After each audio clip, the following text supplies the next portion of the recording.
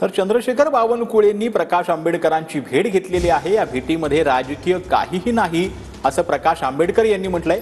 आदिवासी संदर्भात बैठक होती असं देखील प्रकाश आंबेडकर यांनी म्हटलंय। तर माझी याचिका ईव्हीएम संदर्भात नाही असं देखील प्रकाश आंबेडकरांनी सांगितलं। माझी याचिका 6 नंतरच्या मतदानासाठी आहे असं प्रकाश आंबेडकर यांनी म्हटलं।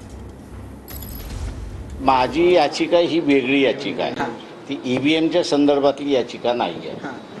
माझी याचिका जी आहे ती संध्याकाळी 6 नंतर जे मतदान झाले त्या मतदानाचा रेकॉर्ड रिटर्निंग ऑफिसर जे आहेत आणि इतर अधिकारी जे आहेत त्यांनी ठेवलाय की न ठेवलाय, आणि तो जर ठेवला असेल तर त्या पब्लिक डोमेनमध्ये आणावा, याच्यासाठी असताना माझी ती याचिका आहे।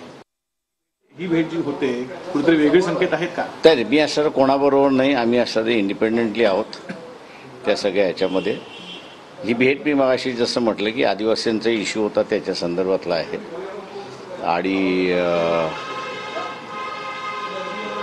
याच्यातून पॉलिटिकली तुम्ही अर्थ काढायला जे बघताय ते मला वाटतं नाही असं तुम्ही समजून घ्या।